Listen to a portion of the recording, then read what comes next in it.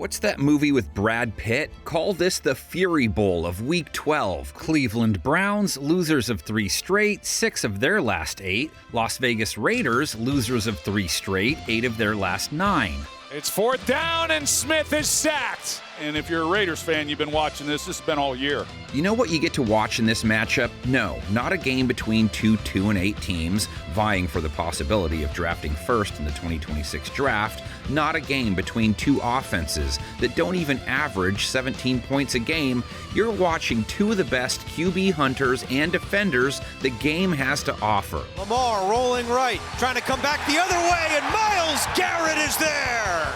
Myles Garrett is threatening the NFL sack record after bagging Lamar Jackson 4 times. He's up to 15 in 10 games. The record is 22.5. TJ Watt did it in 15 games. Michael Strahan, 16. Garrett has 11 in his last 4 games, 4 and 5 sacks in 2 of those games respectively. And he is sacked by guess who? Number 4 for Myles Garrett. Oh, baby, and now he goes after Geno Smith, who took 4 sacks to Dallas last week after taking 6 the week before that. He got hit 11 times by the boys too, so it could have been worse. Raiders have given up 31 sacks on the year. Only a handful of teams have allowed more. Blitz coming. Quinnen Williams got there with a loss of 9. If there's one guy who gets Myles, gets what it's like to feel like he's a lonely road warrior, it's Mad Max. Crosby may not be threatening any records, but he collected his 6th QB takedown when he strip-sacked Dak Prescott last week. His team may not be going anywhere, but he's still here for the gas. Scott is protected. Now Crosby gets in, and the ball is out. Las Vegas football. And he, too, is lined up for a big day. He'll be hunting none other than Shedeur Sanders, who came off the bench a week ago, threw 16 passes, got dropped twice for 27 yards and losses. Not just a Shedeur thing either. Browns QB sack total for the year, right next door to Vegas's. Sanders, pressure's coming, spins away, but can't get away a second time. Sanders has nowhere to go but up following his NFL debut. 4 for 16 passing, 2.9 yards per attempt. Bad running backs fare better than that. No touchdowns, he got picked off, all for an astonishingly low 13.5 rate. More likely to see Santa Claus on your roof before you see a rating that low again. Sanders takes a big hit, and he's picked off.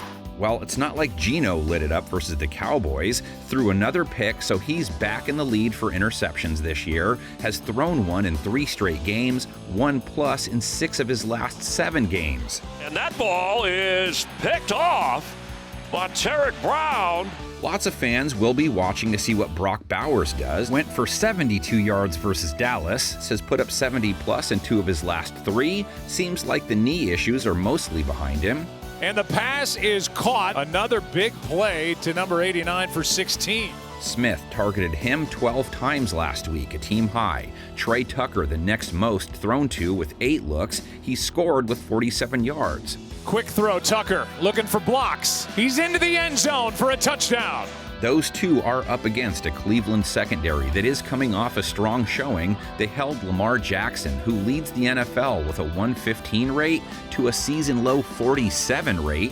No touchdowns, and they picked him off twice. Lamar's pass batted up in the air, and it is picked off. They did give up a touchdown to tight end Mark Andrews on the ground. Held him to 32 yards through the air, and that fits how they've handled tight ends as they've held the position to a 92 rate, which is 4th lowest in the league. They gave up 78 yards to Zay Flowers. Tucker seemingly positioned to do a little something, as the Browns have given up a 102 rate to his position. Only 7 teams have allowed a higher rate to wideouts. Lamar throwing on the run. Zay Flowers cuts it upfield at the 10. Big picture, what kind of scoring should we expect from this matchup? Cleveland's defense, 23 points per game allowed, exactly how many points they surrendered to Baltimore, who do usually put up more than that with Jackson at quarterback, so they played them tough enough, especially when you consider one of their INTs was a house call.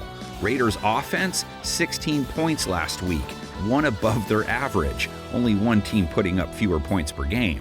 Downfield and watch out. And Malik Hooker was closing on it fast. Black Hole's defense gave up 33 points to the boys, brought their season average up to 25 a game, stacked against a Cleveland offense that managed just 9 points versus the Ravens, 16 points per game for 2025, so their offense resides in the same back alley as Vegas's. Sanders pressure coming, throwing to the end zone, and it's incomplete.